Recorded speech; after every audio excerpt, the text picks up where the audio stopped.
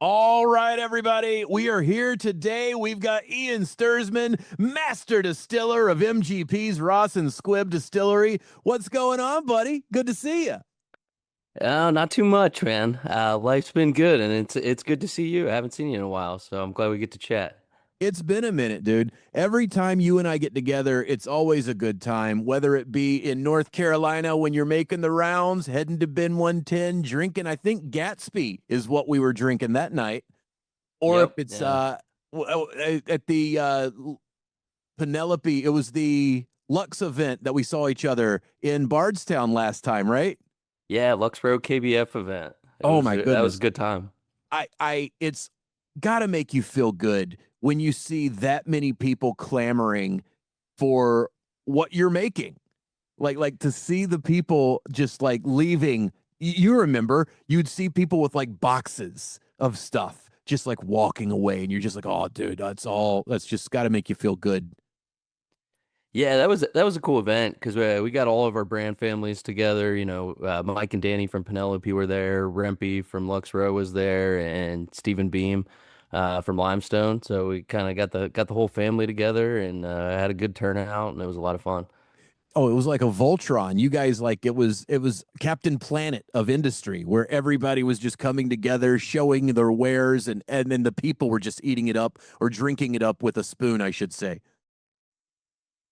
But now we're here today. We're talking Ross and Squibb.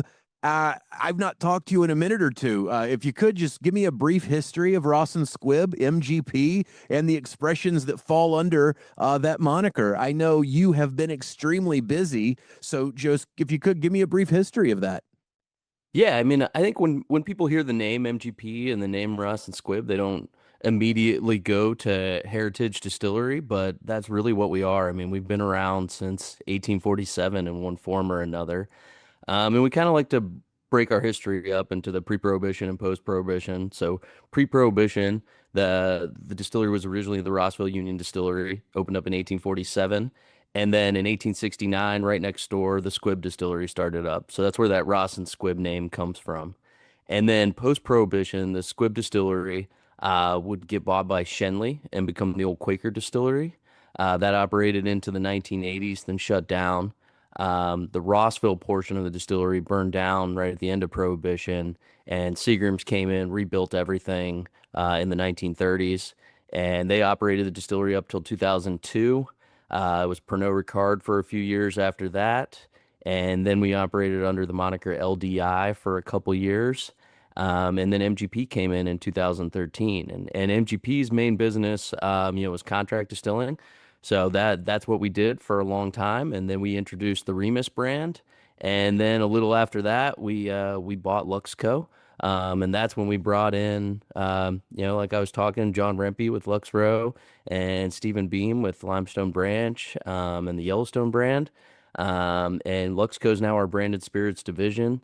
And then even a couple of years after that, we bought the Penelope brand, so they're part of us as well now. So that's kind of how we've been as confusing as possible about all the different names. I mean, we're MGP, we're Ross and Squibb, we're Remus, we're Lux Row, we're Luxco. Yeah, but that's kind of how it all fits together. MGP is the parent company, Ross and Squibb is the distillery. Luxco is the branded spirits division, and Remus is our bourbon out of Ross and Squibb. I always like to describe you guys as if you have a favorite whiskey, chances are it's made by one of the companies you just described, whether it be MGP, Ross and Squibb, everybody under the umbrella falls under somebody's favorite flavor profile. Yeah, we make a lot of whiskey, and there's a lot of different expressions out there of it. Some people probably know are coming from us, and some they don't. Well, and you and I have now known each other for a few years. Walk me through how you became master distiller of Ross and Squibb. Like, what was your whiskey journey? How did you go from where you were to the chair? Yeah, so my story hits pretty just happenstance. I stumbled upon it. I'm a chemical engineer by education. When I graduated, it was kind of during the '08 crash. So the job market was a little shaky, and the first job offer I got was for a paper mill in Chillicothe, Ohio, and I jumped at it. So I was working at a paper mill for a few years, and then a recruiter called me about a distillery I'd never heard of called MGP outside of Cincinnati, and this would have been like 2013 time frame. Um, and I thought making whiskey sounded pretty cool. I was always into brewing beer. I was a beer guy, but not really a whiskey guy. But I thought, you know what, making whiskey sounds better than making paper. And Cincinnati's a little closer to home for me, so I jumped at the opportunity. And I had a few days off in between my last day at the paper mill and my first day at the distillery. And I went home for a couple days to Dayton, Ohio, and I went to the Century Bar, which is a really good whiskey bar in Dayton. And it was like a Wednesday or something, so nobody was in there, and I get to talking to the bartender a little bit, and I was like, I'm not really that into whiskey. I haven't had much whiskey, but I just got this job at this distillery. I was like, you probably never heard of it, but it's called MGP, and it was this guy's eyes got real big, and he's like, "Oh man," he's like, "MGP is my favorite distillery," and he starts pulling down all these NDPs that were producing for or buying whiskey from us at the time, and starts letting me taste all these bottles, and I mean, I really just fell in love with it right away. I'd never really had good whiskey up to that point. I didn't really realize what good whiskey could be, and I fell in love with it at that point, and never really looked back. As far as my career at the distillery, I started off as a shift manager, so managing the night shift mostly.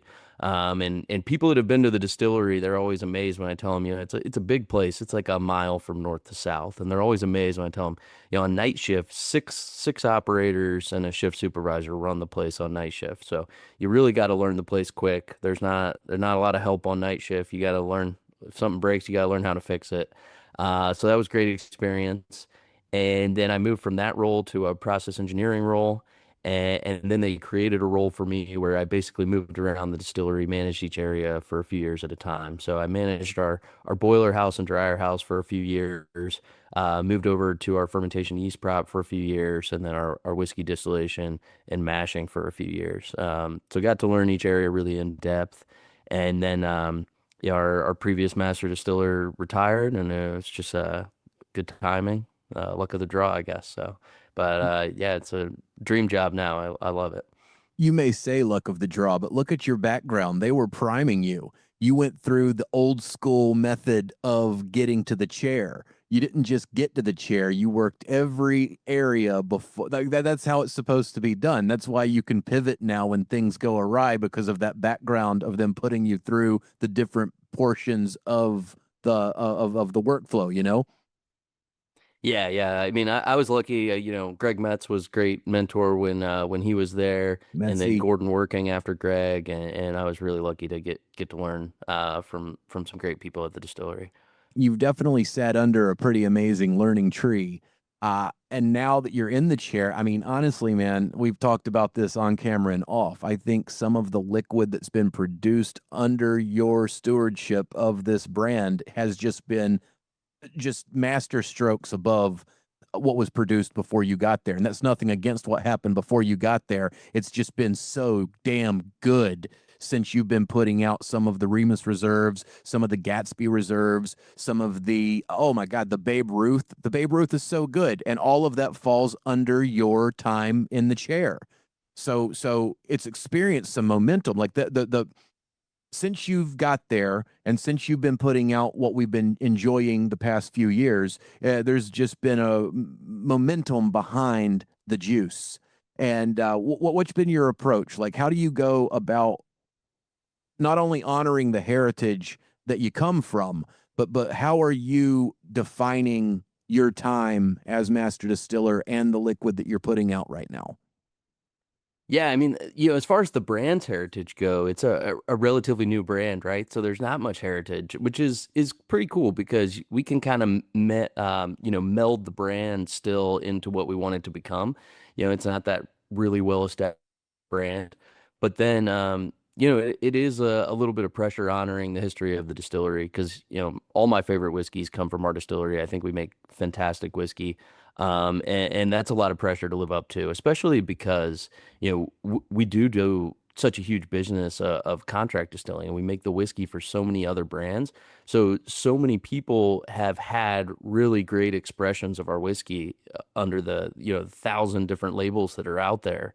So they have really high expectations when we put something out ourselves, right? So it's hard to live up to those expectations, but we just um, we have an embarrassment of good whiskey to work with, and we try and be intentional about the way we blend it and how we put it in a bottle, and we hopefully we live up to those expectations. I've never thought about it like that. That is such a good point that while the lineage of the distillery and the legacy of the brands associated go back so far, Ross and Squibb, you basically had a new canvas to paint on, pulling from the liquids at your disposal to create what you wanted it to be. I've always gotten it backwards. I've always thought the opposite, that you were trying to adhere to that legacy brand, but you were given a carte blanche to go out and make something good. That's awesome, dude. I've never thought about it that way before. How do you compete with yourself? How do you have this Ross and Squibb palette and then still maintain this is them and now this is me? Like I can only imagine the spreadsheet that your brain must be. Oh, I mean, I don't take it too seriously. I try not to think about that stuff too much. We're making whiskey and we're having fun and we're just trying to put the best whiskey we can in front of people. And provide people with a great glass to share and enjoy, and yeah, I mean it's really like we're just really lucky because we have this embarrassment of riches of great whiskey, and our brands are still pretty small and growing. So we can be really picky about the whiskey we're putting into our own brands, probably more so than anybody else. And yeah, we just try and make the best whiskey we can and hope people like it. Well, you've definitely built a flavor profile that I think is pretty identifiable as Remus. Like if you were to give me a Remus Reserve in a lineup of other items, even if they're items that fall under stuff that you've also got your hands in, I can pick out the Remus every time. So the Remus, and when you were creating that, when you were building that, what would become the Remus flavor profile, like what role did Prohibition play in that, or as you said, this is a fresh canvas to paint on. Did you just find what you liked and realize that this is what you wanted it to be? Yeah, I mean they meld together pretty well because the whole Remus branding is around the 1920s, around Prohibition, and the whiskey we make is we specialize in rye whiskey and high rye bourbon, so it already is kind of the flavor profile of the 1920s. And past that, I don't think about it too much when I'm blending. I'm not really like, hey, I want this to be a prohibition style whiskey. That's just kind of what we already do best, and I just want it to be the best of what we already do. Um, so so yeah, I mean the branding and everything goes into it, but at the end of the day, I'm just trying to make a whiskey that I really enjoy and hope you enjoy it as well. Love it. Let the whiskey do the talking. That's the best way to do it. Uh, so as you're building these, like now this year we've got the Lou Gehrig Reserve. Previously there was the Babe Ruth. What you kind of are setting up your own competition when people drink these, because they're going to compare the Lou Gehrig to the Babe Ruth. They're going to drink the Babe Ruth against the Gatsby. Like when you're standing up a new expression like this Lou Gehrig Reserve, how does it start? Like what's your blank sheet of paper? We know we want it to do this. How do you get going?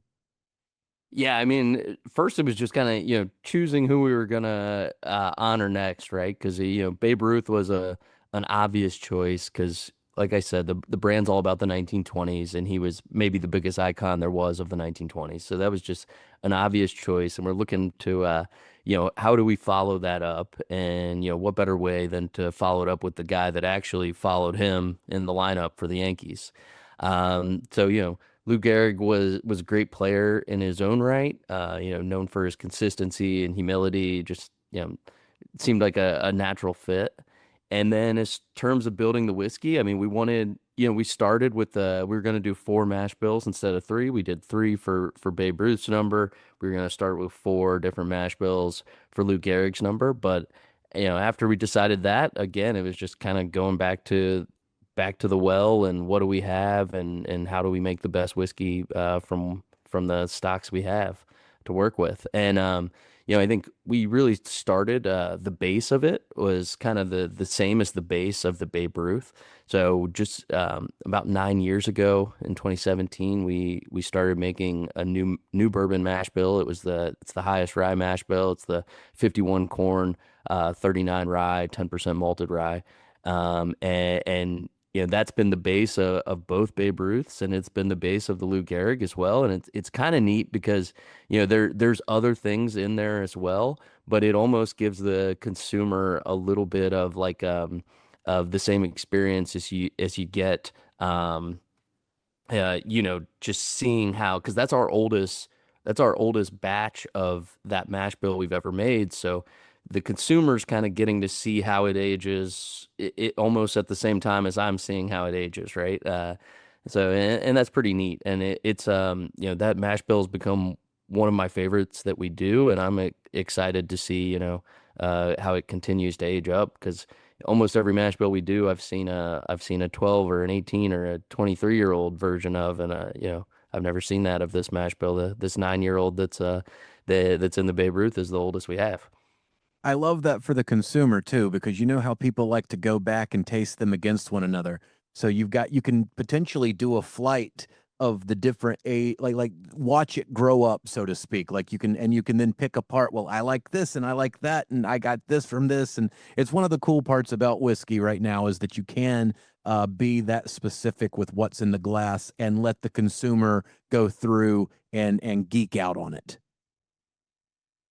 Yeah, yeah, it's almost like a vertical, but not quite because there's other components to the blend. But it's almost like Exactly. seeing how that whiskey grows up, a A vertical. three-dimensional, like a Yeah. four-dimensional vertical.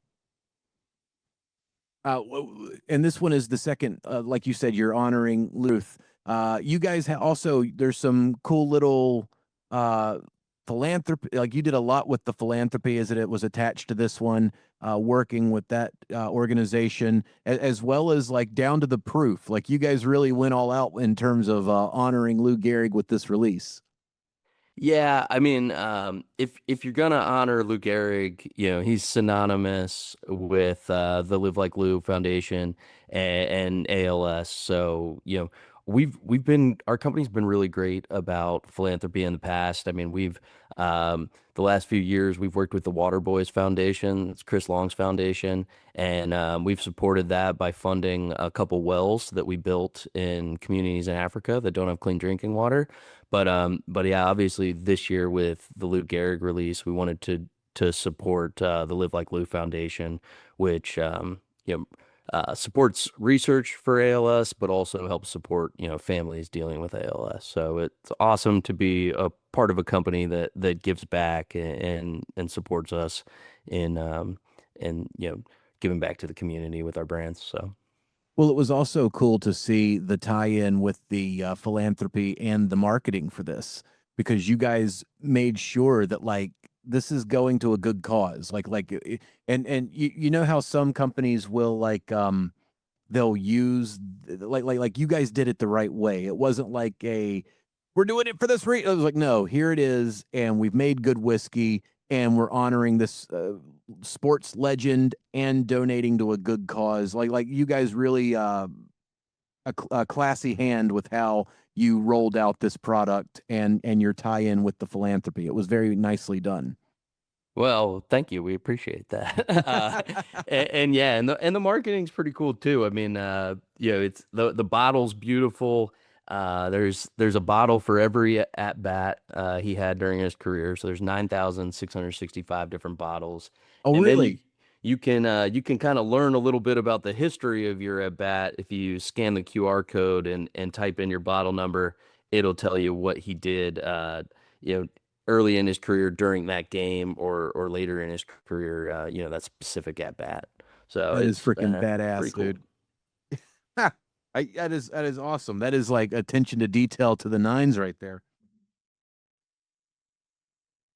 And you proofed it to his number too, right? Like you proofed it to His well, his batting record, his batting record, something. his 109 There RBIs we in go. There we go. 1926. Yeah, so yeah, we found a tie-in with everything. I mean, the proof was really just what we liked it best at. I mean, we chose the proof, and then we were like, what? How does that tie into his career?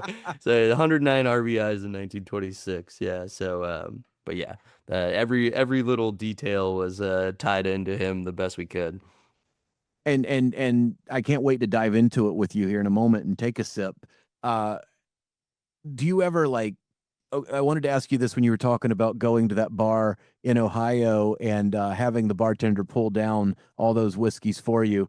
Do you ever have you in the time you've been with Ross and Squibb, you've probably had more alcohol than you have your entire life up until that point. If you weren't a whiskey fan before joining on with with Ross and Squibb, like have you ever thought about that? Like how was your progression? Like how did you grow your palate so succinctly, so quickly after coming on board? Yeah, I mean, like I said, I had a lot of good mentors. I mean, our process at the distillery is really honed in. I mean, we've been doing it a long time. And we had great roots. I mean, Seagram's was known for, being the best in the business back in the day. I mean, they literally wrote the book on modern whiskey distillation, the little blue book. When we have engineers start at the distillery today, we still have them read that book, and other distilleries do too. So in terms of our sensory practices and everything, they're world class. I mean, the quality managers throughout the years that I've been here have been great. Our sensory training is really good. But at the end of the day, like when people talk about palates, I think that the best palette is the one that's the most similar to everyone else's, right? Because There you go. if people get excited about being able to pick up a note that no one else can or something like that, but it's like, well, if nobody else can, then why does it matter? If you're the only one that tastes it, then I don't really care, right? I mean, we're making whiskey for everybody. So I think at the end of the day, you just got to make whiskey that you enjoy and hope that other people have similar palates to you and that they enjoy it as well. Well said. And there is some Metsy coming out of you right there in that sentiment too. The when you are building your as you were getting trained up, how do you, and even now when you're building these expressions that have just been so freaking stellar, how do you distinguish between like Ian working and Ian enjoying? Because it's like two separate muscles, right? You're looking for what shouldn't be there when you're building it, and then you're looking for like how do you make that crossover between what you're starting with and what you finish up with? Um, I don't know. That's a good question. It's not something I've thought about a lot. I mean, I think that, when you talk about what we're looking for what shouldn't be there, that's more in the raw distillate. So every tank of whiskey we make, we nose that tank for defects. We compare it to a standard, and we do it all blind. So in the morning, we have this really big lazy Susan table, and it'll be loaded up with the samples of the previous day, and there'll be the standard that's labeled, and then there'll be A B C D E F, and one of those is also the standard. So you have to pick out blind which one of those is also the standard, and then rank the other ones how closely they match the standard. And one of the unique things about us is that since we don't only make whiskey, we make grain neutral spirits, vodka as well. We actually won't, if we think that a tank doesn't match the standard close enough, we won't barrel it. We'll turn it into vodka. We'll strip all the congeners out. You'll never know the difference. Um, so that's really like when we're nosing for work more. Like you're really like intensely looking for those defects. And but when I'm blending, I'm just looking for what do I like? What's something I would drink?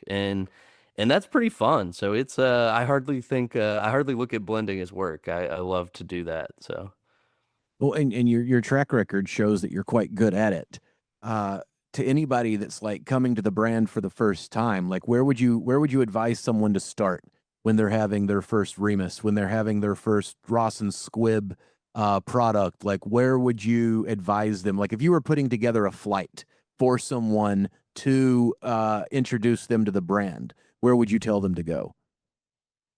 I mean, that's a really great question, and I'd probably give them the whole gamut. I mean, we'd start with the 94 proof, the everyday, and then lead into the highest rye. The Repeal series, is obviously one of my favorites, and into Gatsby and Babe Ruth as well. I mean, show them the whole thing. I don't think. Um, I think even beginners can enjoy everything we do. I don't think there's like something you got to work your way up to or anything like that. I think even beginners can enjoy all of our expressions. Okay, that's a flight that I would like. Okay, I might replicate that when we're done here today. Just go straight from 94 all the way up to Babe. Maybe finish it off with a Lou Gehrig. I'm on board for all of that. And with that, we have made these people wait long enough. Would you like to dive into this new Lou Gehrig Reserve with me? Yeah, absolutely. For Got it sitting everybody, right here. So there we cheers. go. There we go. For everybody just joining us, I'm sitting here with Ian Stirsman, master distiller of MGP's Ross and Squibb Distillery, and him and I are about to dive into the Lou Gehrig Reserve, the Remus Lou Gehrig Reserve, the follow-up to the Babe Ruth. I cannot wait to. I've not had this yet. I popped it. It's been sitting for about 45 minutes while you and I walked through the history of the distillery, and now I'm ready to share a pour with you, sir. All right, I'm excited. Immediately off the nose, you're getting that tried and true, that Remus, that high rye, like all of the things that you're hoping pop off the nose when you crack a Remus is what you're getting immediately on the nose of this Lou Gehrig. And walk me through a little bit what's in the glass. Like I know I'm sitting here talking, you're like, let's drink it, So dude. so it's a blend of four different mash bills, and it starts with our 44% rye bourbon, which is one you don't see from us very often, and that's from 2016. And then we have some 2017, which really makes up the base. The 2017 49% rye bourbon. So that's the one we talked about earlier, the 51 corn, 39 rye, 10 malted rye. And that's the oldest batch of that specific mash bill we have. And then we have our 36% rye, which is one of our standard mash bills. That's one of our historic ones we've been doing since almost Lou Gehrig was around. And that's really, our standard high rye kind of prohibition style bourbon. And then we also splashed in a little bit of our 99% corn bourbon, which is another one people don't see from us very often. And that lightens it up and just sweetens it up just a tiny bit. I So was it's gonna a it's say let's throw in a little corn to I love it, love it. Well, yeah, I'm ready to dive in. What do you think? yeah, let's do it. So Cheers. on the nose to me is a lot of like candy, like praline pecans, is kind of what jumps out to me. But it's and it has, and I'm not even gonna say this was intentional, but it does have a little bit of notes of like the old dusty bourbons too. I mean, it has a little like the fusels are a little heavy. It's got a little bit of that bourbon from a previous era smell to it on the nose, that old dusty nose. Cheers. Mm. Cheers. Oh my goodness, that is absolutely awesome.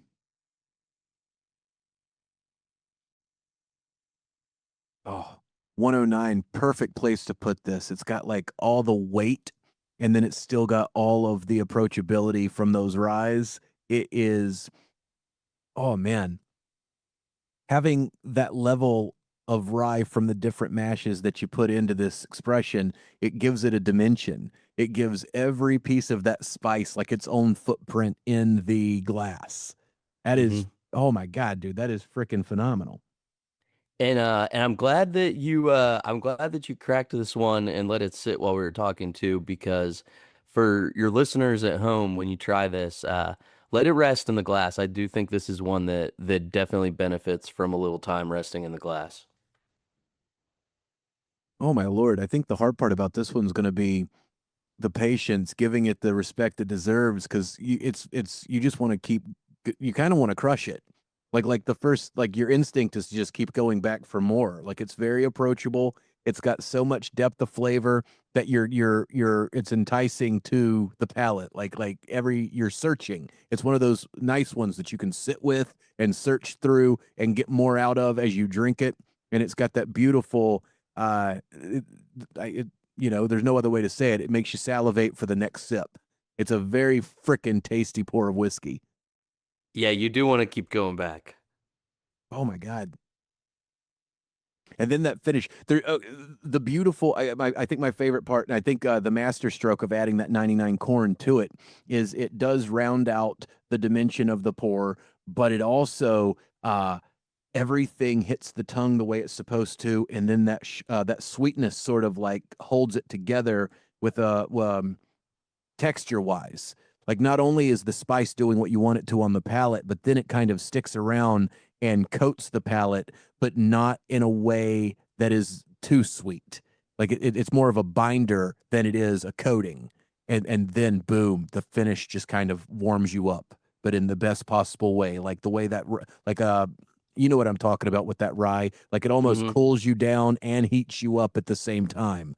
Like just a beautiful, beautiful or of whiskey right there. And where you and I have talked before, when I'm looking away, that's because I'm figuring it out. It's hard to enjoy while making direct eye contact and drinking good whiskey. Yeah. Yeah, that was all very well said. We're gonna have to hire you to write our tasting notes. Back of the bottle. Tastes Yeah. really good, Jesse. Good Lord, man. Where can people get this bad boy? Is Uh, it out now? Are we allowed to let the people know? yeah, so it is just hitting shelves, now, but it should be out there. We're pretty well distributed on this, but there's only, 9,600 bottles, If you so see it, don't wait on it, right? yeah. Yeah. Oh my God. The different oh my I'm completely enamored by the different sugars that you get from the different sips. Like you get hints of that cola spice, and then at the same time you'll get like a hint of butterscotch, and then at the same time you'll get like a hint of a different type of allspice from the cola spice. Like there's so many dimensions go like I I think using the multiple like going from was it three in Babe Ruth to four in this one. Yeah. Yep. It master stroke in terms of just creating a broader complexity to what's in the glass. Oh my Thank God. you. Yeah, I mean, I couldn't be more happy with the way this turned out. Um, I do think the 99 corn mash bill definitely adds that sweetness and a little bit of viscosity to it. And but it even with that sweetness, it's still, I think, probably the most rye forward bourbon we have in our whole lineup. Even more so than the highest rye. I mean, this one, that 44 rye really brings those rye flavors out. Whereas the 49% rye bourbon is actually quite sweet because of the malted rye. Well, that's where I think the 99 corn is such a master stroke because it gives the palate something to bounce off of. You know what I Hmm. mean? That Yeah. rye would not be as bright as it is if it didn't have that corn for a reference point as you sip it, as you go through it. Like That's well said. the whole thing's just like I'm thoroughly and then at the tail end of it, there's this beautiful, almost fizzy note that you get. I don't know if fizzy is a tasting note or not, but there's that wonderful sugar, almost like like when a pop rock pops. Like you Hmm. get that beautiful back of palate feel as the whole thing's kind of like you think it's calming down, but it's still going, and it's just now working with the finish to create some cohesion between the back of palate and the finish. Good Lord, Ian, just absolutely wonderful whiskey. Thank you. We appreciate that. Well, and that through line, the hardest thing I think for a company to do sometimes is keep a consistency in the flavor profile that they put out. And if you were, again, if you were to put this next to the Babe Ruth, or you were to put it next to the Gatsby or the Remus Reserve, I think you would be able to, this is Ian, this is Ian, this is Ian. Like there's no left turn, there's no grand departure from the rest of the category while it still stands on its own in terms of its specific flavor profile. It still folds into what you expect when you pick up a Remus. Yeah, no, I mean, I think part of that is just because, when I'm blending, I'm making whiskey I like, so it's gonna fall in that category. But yeah, I mean, the definitely with the Gatsby and then the 94 proof and the repeal and these releases, we're looking to for them to be different and unique from each other, but we're looking for them to be under that same umbrella. I would say the only time we really stray too far from that is with the experimentals. The experimentals can stray completely from that palette. I mean, this year we used a 95% wheat whiskey, so that's totally different than the high rye bourbons you're used to from us. But no, we like to stay in in that general profile for most of our releases. I mean, high rye bourbon and rye whiskey is what we do best. But the yeah, like I said, we stray a little outside of there with the experimental releases. How did you like playing in that sandbox, the high 95 wheat? Oh, it was really cool. I mean, it was my first foray into finishing with the this year's experimental. So kind of the background for the listeners. If you don't know about our experimental series, we just started it last year. So this year was our second release, and this year we took a 95% wheat whiskey and we finished it in white port, tawny port, ruby port, and oloroso sherry. And in that light nature of the wheat whiskey really lends itself really well to picking up the nuances of each of those different finishes. And it was my first time finishing, so I was a little bit nervous, but think it turned out really well. We've had really good feedback from that, and yeah, not what you expect from Remus, but that's the whole point of the experimental series. Well, I can tell by the way you're talking about it. It was fun to like. It seems like when you get to step outside and experiment with that, like it had to be a good time just trying to like do something a different way. Out of your comfort zone always makes you grow as an artist, right? Yeah, yeah, exactly. And yeah, the finishing was really fun. I did the multiple finishes because I thought, that the nuances would come through the wheat whiskey, but also it kind of allowed me to have a few degrees of freedom after the whiskey finished, too, because if you choose a certain cask and you do a one cask finish, then what comes out of there is kind of what you have. But since I did the multiple cask finishes, we still had a couple degrees of freedom to blend the relative amounts of those at the end to kind of get something we really wanted. Now, from your background, from your chemical engineering degree, how like do you just? It seems like that would be a place where you could geek out really hard, just because you now have variables that were unknown prior being introduced to this established you know what I'm trying to say? Like you have more variables to play with while still maintaining an outcome that you control. Like that seems like it would be like right up your alley. Yeah, I mean the chemical engineer in me loves and hates blending. I love it. Because it is scientific. I mean, it's art, but there is a little bit of science behind it. The chemical engineer hates it a little bit because there's no right answer, right? You're never gonna get the equation right. I mean, you just you create something that's great, but you could you could never stop if you didn't want to, right? I mean, you could keep trying things and keep trying things and never stop. You never arrive at the right answer. You arrive at something that you love and then you release it. But it's hard because there's no right answer. I love that. So the exact opposite. Instead of it like luckily the chemical engineering background gives you the tools that you need to do it.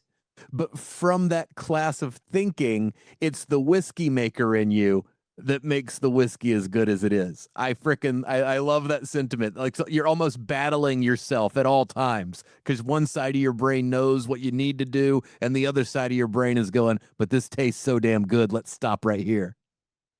Yeah, exactly.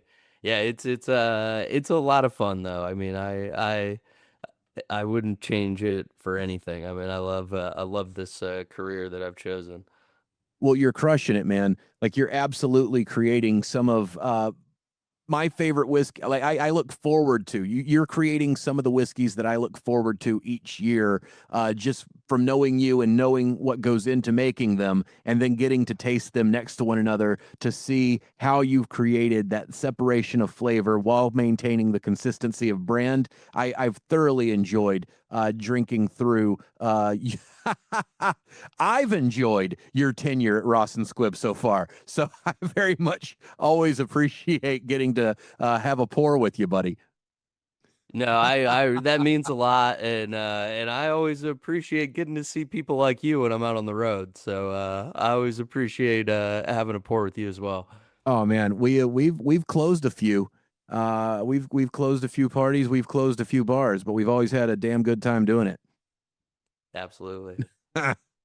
All right, buddy. Well, I urge everybody to go out, get this Remus Lou Gehrig Reserve. It is, I think I have a pretty good idea what the rest of my day is going to look like. To anybody in Elkin, North Carolina, I apologize if I'm late for the show because I think I've got I've got something to look into before I get there tonight. Ian, always a good time talking to you, buddy. This whiskey is out of this frickin' world. Yeah, no, thanks, Jesse. I appreciate you having me on, and it's always good talking to you. Hey, I'm sure if I don't see you at Tells, I'll see you at KBF or I'll see you in North Carolina the next time you're in town. But as always, buddy, it's great to see you. And good job. This whiskey's fantastic. Fantastic job. Thanks, man, and kill it at your show tonight. Hey, if I'm sluggish, I'm blaming you. Cheers, buddy. Cheers.